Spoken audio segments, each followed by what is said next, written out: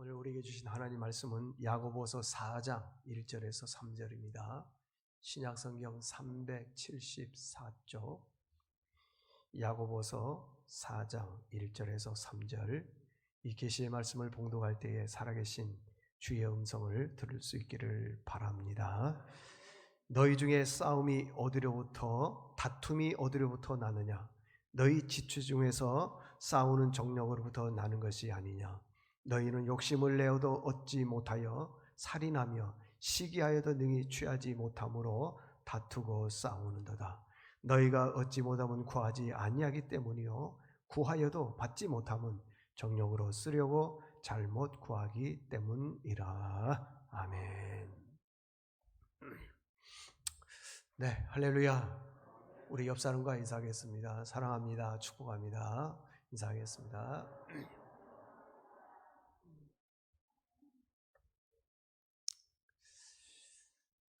오늘은 예민하게 반응하는 그것이 내 약점이다 라는 제목으로 말씀을 전하겠습니다. 우리가 인생을 살아가면서요 끊임없이 이 갈등하고 이렇게 싸우고 있습니다. 그 이유가 뭐냐? 1절에 보니까 그렇습니다. 욕심 때문이다 그렇게 말씀하고 있습니다. 너희 중에 싸움이 어디로부터 또 다툼이 어디로부터 나느냐? 너희 지체 중에 싸우는 정력으로부터 나는 것이 아니냐. 그러니까 이제 싸우는 것은 욕심에서 나오더라는 것입니다. 자, 우리가 살아가면서 사람들과 왜 이렇게 자주 이렇게 싸웁니까? 제가 여러 번 얘기했지만은요, 자주 싸우는 사람의 특징이 뭐냐 그러면 자기 자신에 대해서는요 엄청 관대합니다. 많이 관대해요.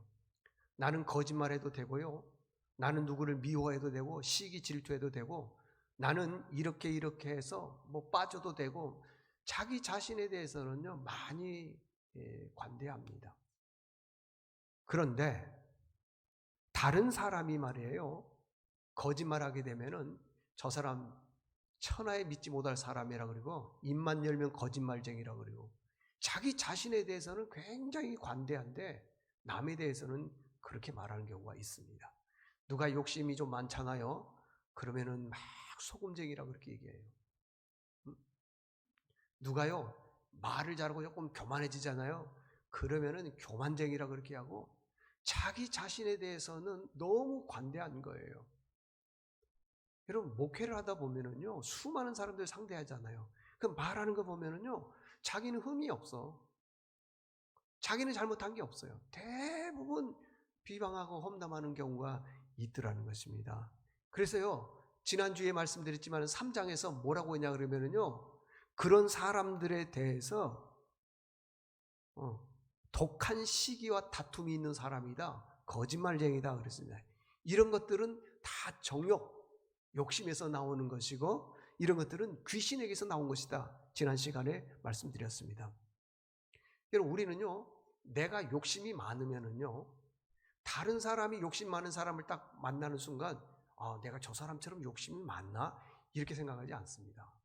자기 욕심 많은 거 생각하지 않고 그 욕심 많은 사람에 대해서 굉장히 비방하는 그런 경우가 있습니다. 교만한 사람도 마찬가지죠. 어떤 사람이 굉장히 믿음이 좋습니다. 참 믿음 좋아요. 예배생활 잘하죠. 기도, 섬김, 봉사 잘합니다. 그런데 어느 날 우리 교회에 그분보다도 더 믿음 좋은 사람이 딱 등록을 하게 되면요, 정말 믿음 본받을만 하구나. 참 어디서 신앙생활 했는지 모르지만은 그 교회 목사님으로부터 신앙교육을 참 잘 받았다. 우리도 좀 본받아야 되겠다. 이렇게 생각하는 게 아니라 저거 뭐 며칠 가다가 말겠지, 뭐 아주 안 좋은 그런 말들을 하는 그런 경우를 보게 됩니다. 왜 그래요? 내가 믿음이 좋다는 것에 대해서 굉장히 민감하게 반응하기 때문에 그렇습니다. 교인들 중에 어떤 분들은 미인이 있습니다. 그럼 그 미인이 참 얼굴이 예쁘잖아요. 그러면은 우리가 예쁘다 그리고 참 아름답다 그리고 당신은 태어날 때부터 참 우월한 유전자를 가지고 태어났습니다, 박수 쳐주면 되는데 그게 아니고요, 꼭 이상한 얘기를 해요. 뭐 고쳤다 그러고 수술했다 그러고 안 했어요. 그러니까 자꾸 그 내가 외모에 민감하면요 외모에 대한 민감함을 자꾸 말하는 그런 경우가 있더라는 것입니다. 참 부끄러운 이야기지만은요, 목사들은요, 자기가 제일 설교 잘한다고 생각하고 있습니다. 근데 교인들은 알잖아요. 누가 설교를 잘하고 못하고. 그래서 우리 교회는 목사님 저 혼자이기 때문에 비교의 대상이 안 돼. 그래서 다행이에요. 근데 어느 교회 부목사가 뭐 한 20명, 30명 되는 데는요, 목사님들 설교를 교인들이 들어보면, 아, 누가 잘한다, 누가 못한다는 걸 알아요. 근데 그 부목사님들 중에요, 담임 목사님보다도 설교 잘한 목사님들이 있어요. 내가 예언하건대 그 목사님은 몇 년 못 가서 그만둬. 왜 그래요? 실제로 그래요. 아니, 부목사가 설교 잘하면 참 잘 배웠다, 참 설교 잘한다, 저것도 은사다 해줘야 되는데, 담임 목사님이요, 설교에 예민하거든요. 민감하거든요. 그래서 어떤 방법으로든지 그 교인들로부터 받는 은혜를 자기가 차지하려고 하는 그런 경우도 있습니다. 그래서 참 목사가 참 부끄러워요. 참 그런 경우가 있습니다.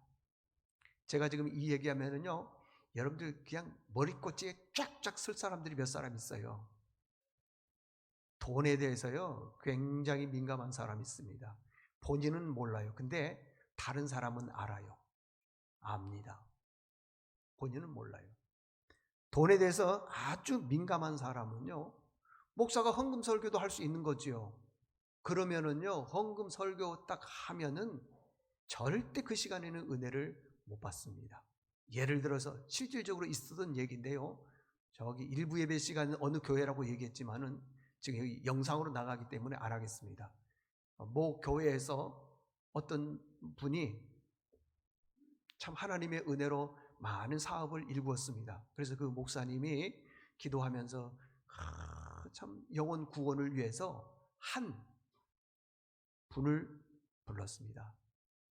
그래서 이렇게 내가 이런 일을 하려고 하는데 좀 도와주십시오 라고 했더니 그분이 이렇게 얘기를 하더라는 거예요.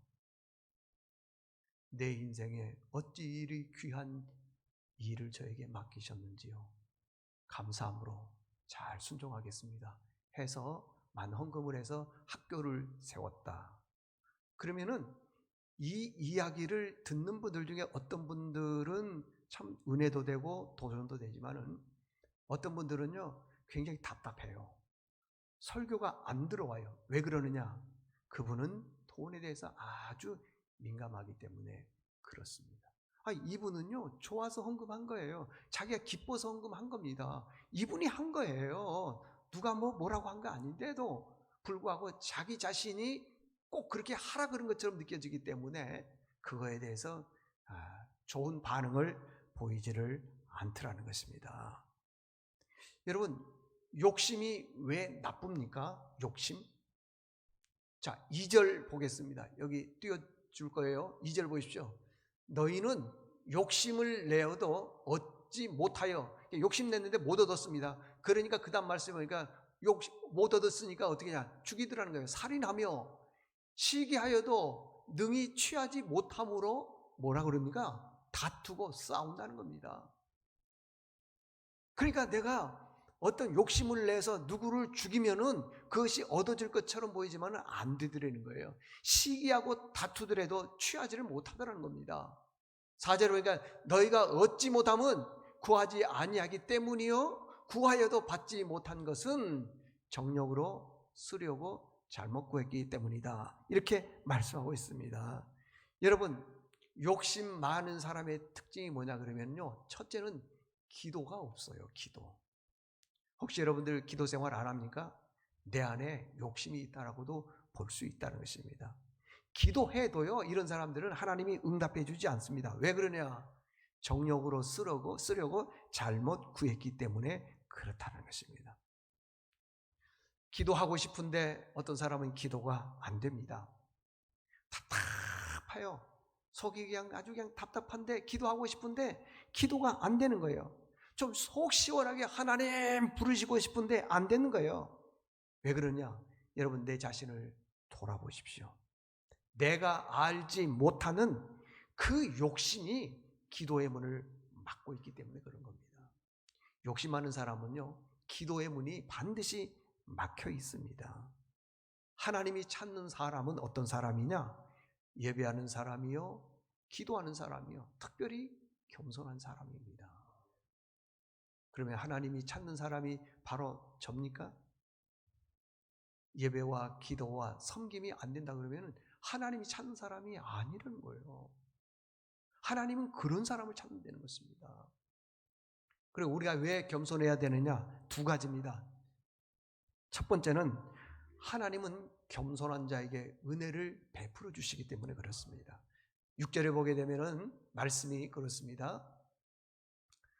더욱 큰 은혜를 주시나니 그러므로 일렀을 때 하나님이 교만한 자를 물리치시고 겸손한 자에게 은혜를 주신다. 겸손한 자에게 은혜를 주신다는 거예요. 그러면 여러분, 은혜가 뭡니까? 은혜. 은혜는 자격이 없는 자에게 하나님이 호의를 베풀어 주시는 것입니다. 난 자격이 없어요. 근데 그 호의를 베풀어 주는 거예요. 우리는 하나님으로부터 복받을 사람이 아니고 성경에 보니까 저주받은 인생이에요. 근데 하나님께서 우리를 기억하시고 자녀 삼아주시고 그리고 우리에게 은혜와 복을 주시는 것입니다. 그게 뭐냐 그러면은 거저 주셨기 때문에 호의, 은혜라고 하는 것입니다. 그런데 하나님은 교만한 자에게는 은혜를 주시지 않는다는 것입니다. 아무리 힘쓰고 애쓰고 노력해도요 안 됩니다. 왜요? 하나님의 은혜의 공급이 끊어져 있기 때문에 그렇습니다. 그러나 겸손한 자에게는 하나님께서 어떻게 하신다? 은혜를 베풀어 주신다는 거예요. 그래서 겸손한 사람은요 하나님께서 사람을 붙여주시는 것이에요. 문을 열어주시는 것입니다. 잘 되는 걸 많이 봤습니다. 제가 예를 들어보면은 사울과 다윗인데 그 차이점에 대해서 많이 설명해 드렸습니다. 다윗이 인생을 살아가면서 하나님으로부터 많은 걸 받았습니까? 사울이 많이 받았습니까? 분명히 우리가 보기엔 다윗이 많이 받은 것처럼 보지만 그렇지 않습니다. 훨씬 더 사울이 많이 받았습니다. 사울은 이스라엘의 초대 왕이었습니다. 하나님이 그를 선택할 때 보니까요 멋진 왕이라 그랬고 탁월한 왕이라 그랬고요 용맹과 지혜를 겸비한 왕이라 그랬습니다. 그러니까 왕으로서의 조건을 다 갖추었는데 그 마음속에 은혜가 없으니까요 교만하기 시작하고요 시기, 질투. 아니 왕이 가장 높은 자리에 있는데 시기하고 질투한다면 되겠습니까? 그러니까요 은혜와 기도가 없으니까 자꾸만 시기하게 되더라는 것입니다. 사울 왕에게 위기가 왔을 때 아하 이 위기는 하나님께서 나에게 주시는 은혜다라고 생각을 안 하더라는 것입니다. 기도했다라는 내용이 성경에 어디에도 기록되어 있지 않습니다. 교만과 시기와 질투가 들어가니까 은혜가 사라지고요 기도가 사라지더라는 것입니다. 그래서 성경에 보면은 사울은 평생 동안 이 시기 질투로 인해서 인생을 마감을 했습니다. 아무것도 이루지를 못했어요. 40년 동안 왕 위에 있었지만은 하나님이 기뻐하는 온전한 뜻을 이루지를 못하더라는 겁니다. 근데 반면에요 다윗 보십시오. 다윗은요 절박한 시간이 너무 많았어요. 이 죽음의 사선에서 여러 번 죽을 고비를 넘겼습니다. 심지어는 나와 죽음 그게 한 걸음뿐이나 가깝다는 거예요. 자칫 잘못하면 죽을 위기에 많이 있었다는 거예요. 그런데 그때마다 다윗은요 교만하지 않았어요. 누구를 시기하거나 질투하지 않았습니다. 그때마다 그는 하나님 앞에 기도했습니다.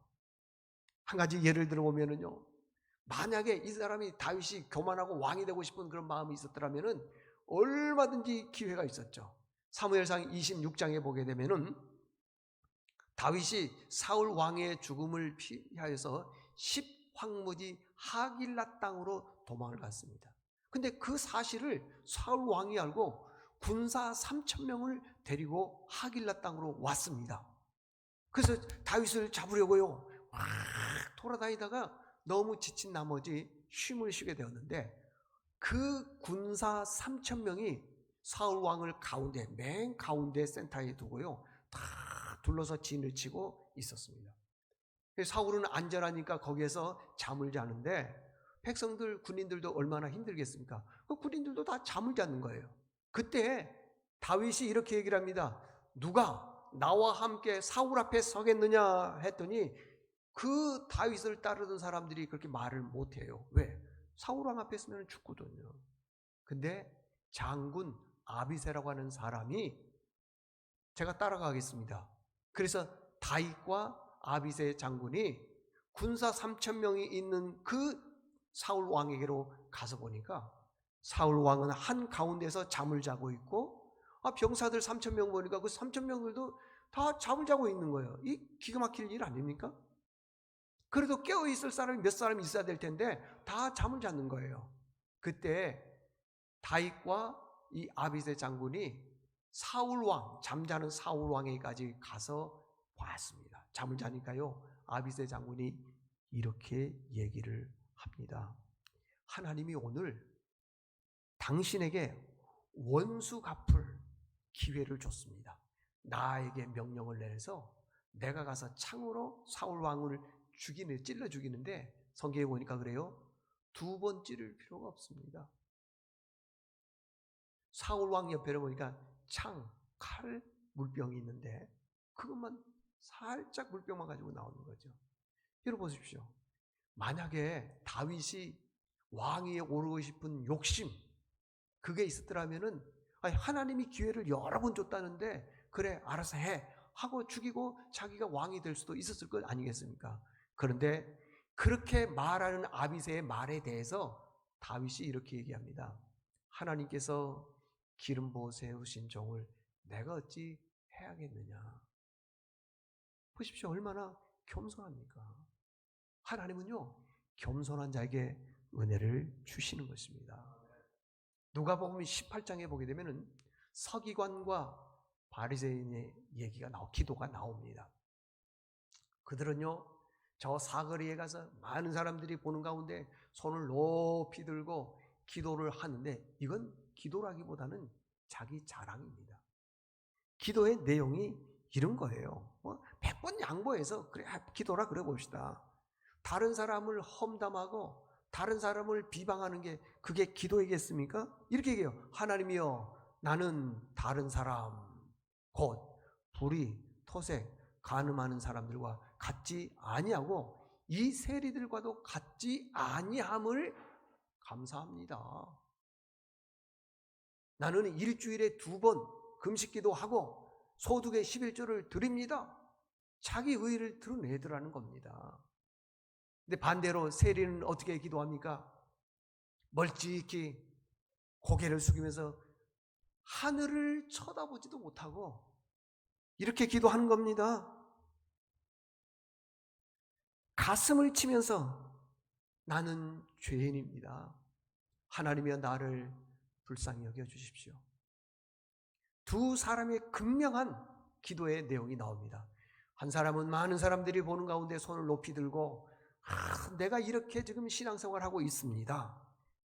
한 사람은 고개를 들지도 못하고 나는 죄인입니다. 주여 나를 불쌍히 여겨주십시오.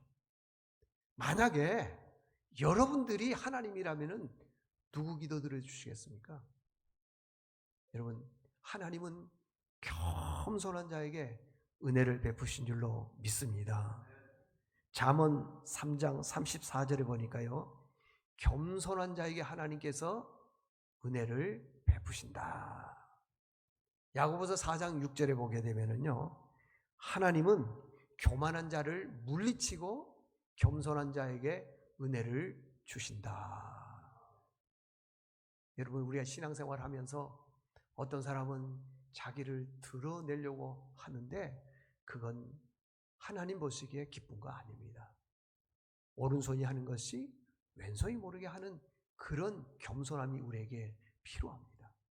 제가 이 감기 때문에 오늘 찬양 한번 하려고 그랬는데 안 좋아서 그런데 제가 그 MR로 제가 준비를 했습니다. 은혜 아니면은 살아갈 수가 없네. 한번 들어보십시오.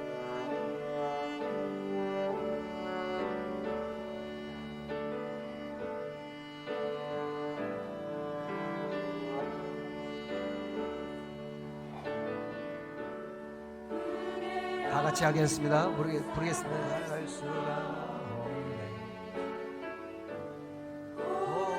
마저도 다 주의 것이니 세상 평안과 위로 내게 없으니 예수 오직 예수뿐이니 은혜 아니면 살아갈 수가 없네. 고음마저도 다 주의 것이니 세상 평안과 위로 내게 없으니 예수 오직 예수뿐이네.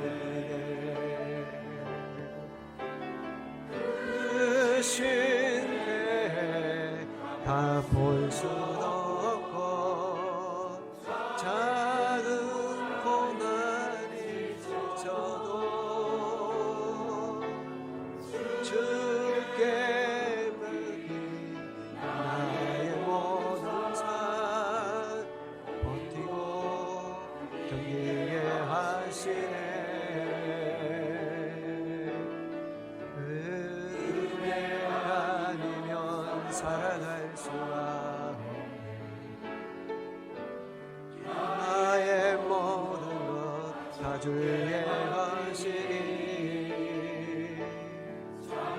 내 평안과 위로 내게 주시니 예수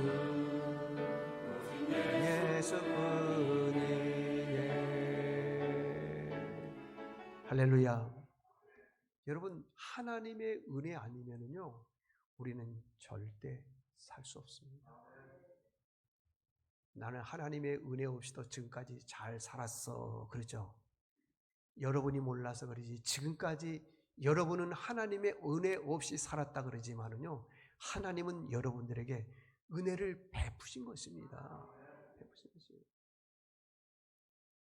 우리 주변에 보면은 생각지도 않게 고난을 겪는 분들이 많이 있습니다. 그때요 은혜가 딱 끊기면은 그때는 뭐라고 말할 수가 없는 거예요.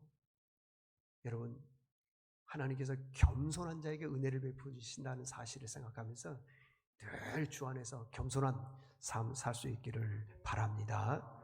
마지막 두 번째는요, 하나님은 겸손한 자에게 은혜만 베푸시는 게 아니에요. 높여주십니다. 높여줘요. 여기 10절에 보게 되면은 그런 말씀이 있습니다. 주 앞에서 낮추라. 그리하면 주께서 너희를 높이시리라고 했습니다. 절대 여러분 인생 살아나가면서 교만은 안 됩니다. 교인들로부터 가끔씩 조금 싫은 얘기를 제가 들은 적이 있어요. 보면은 누가 누구를 말해서 지가 뭔데 이렇게 말하는 그런 경우가 있는데 그건 옳지가 않습니다. 물론 그렇게 말한 사람도 듣는 사람도 잘못이지만은 항상 우리가요 하나님 안에서 높아지려면은 겸손해야 된다는 것이에요. 베드로전서 5장 5절에 보게 되면은요 하나님은 교만한 자를 대적한대요.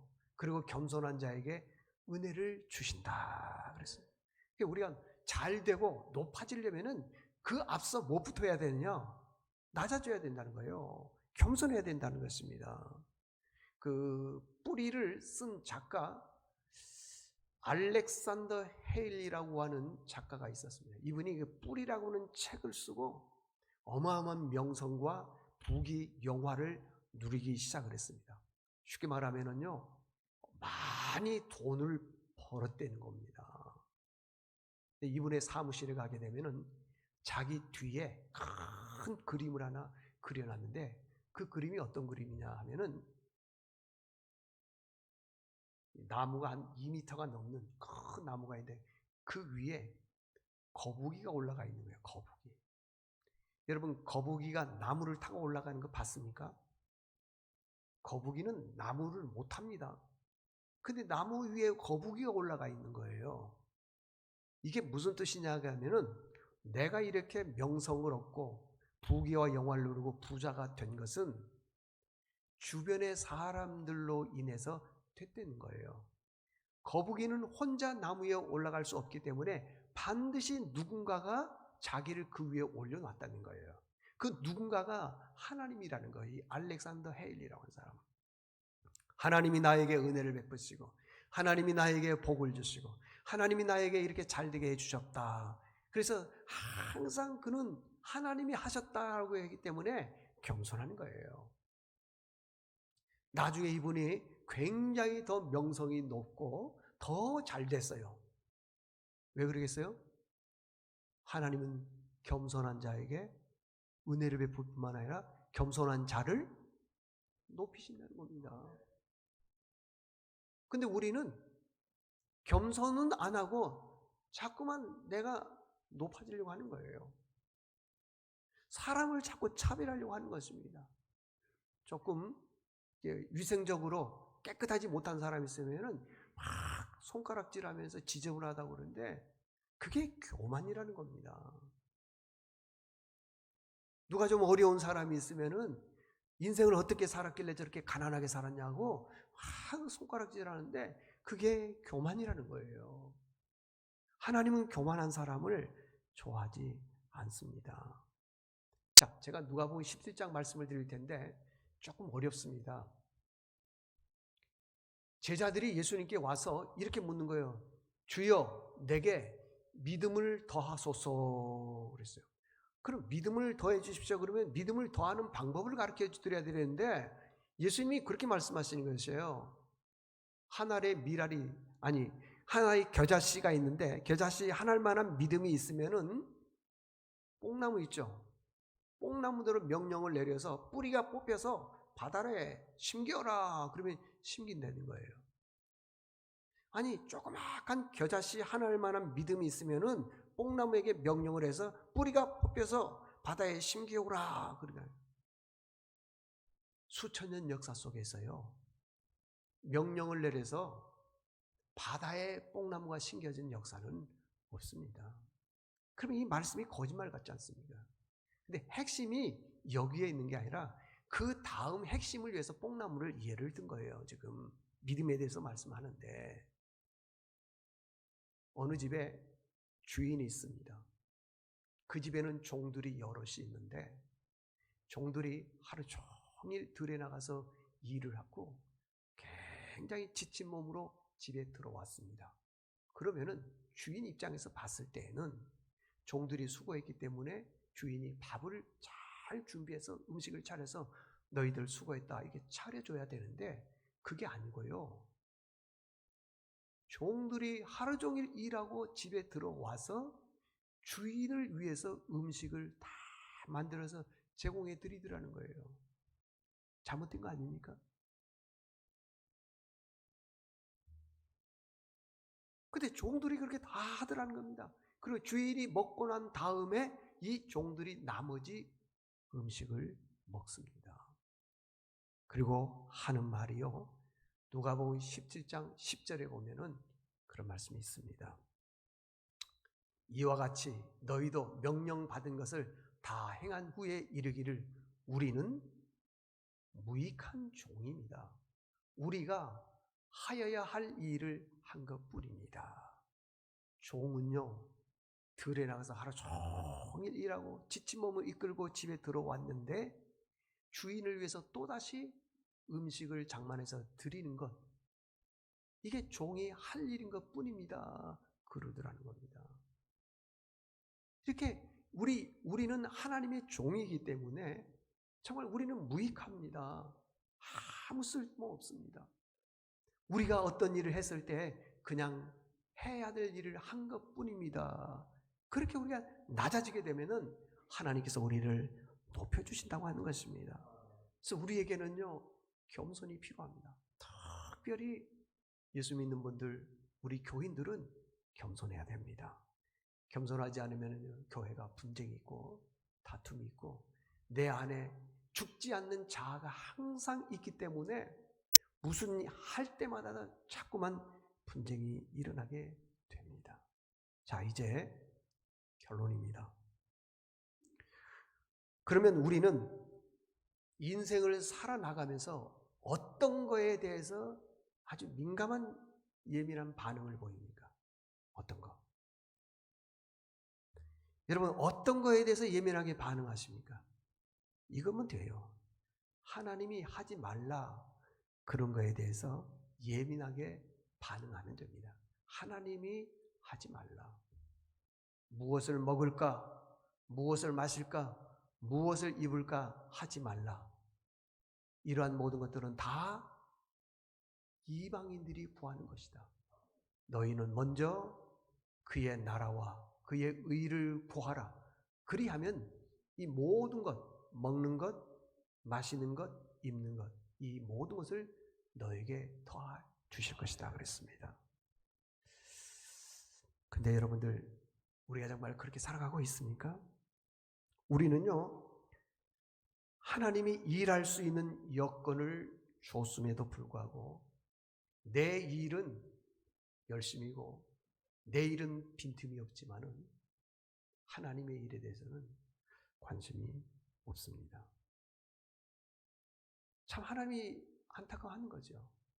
우리가 신앙생활을 할 때 하나님 말씀만 들어서는 절대 성장이 없습니다. 말씀을 들었으면은 삶의 현장에서 교회에서 봉사하고 충성하고 헌신할 때 믿음이 이렇게 쭉 자라나는 거예요. 그래서 교회 일꾼들은 늘 교회에 충성하는 겁니다. 지금 보니까요, 모든 교회들이 다 마찬가지지만은 저희 교회도 예외가 아니에요. 연말이 되다 보니까 여전도회나 남선교회 각 부서에 일꾼을 세우려고 하는데 다 안 하려고 그래요.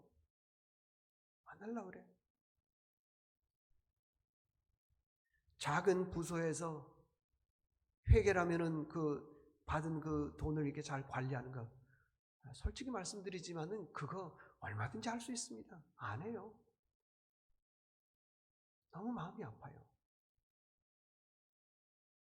각 여전도회별로 남성교회별로 이제 회장도 뽑고 부회장도 뽑고 뭐 임원들을 이렇게 뽑을 텐데 다 안 하려고 그래요. 왜 그러십니까? 왜 그런지 아세요? 내가 다른 거에 대해서 아주 예민하게 반응하기 때문에 그래요. 믿음에 대해서는 예민하게 반응을 안 합니다. 여러분들, 하나님의 일을 하고 싶어도요, 못할 때가 있습니다.